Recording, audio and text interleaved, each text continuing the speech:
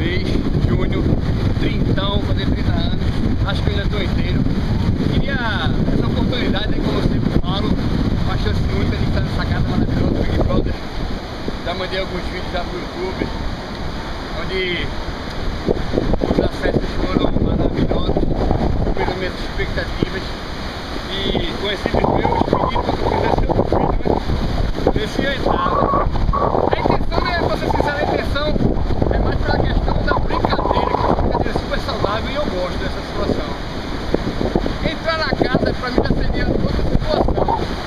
Não sei se eu ia gostar, se as minhas ideias eu bater porque eles estão a fim de escutar, mas eu sou um cara que faz paternidade, então estou na minha. Me encontro muito tempo, brincalhão, tiro onda, gosto de guerrear, sou gaiato. Eu vou falar os contos que eu tenho. Eu acho que eu sou um pouco ansioso e agoniado.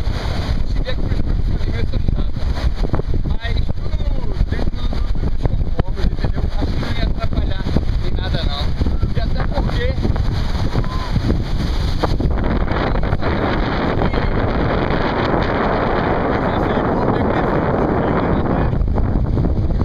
acho que eu devia ter algumas coisas que poderia chamar a atenção do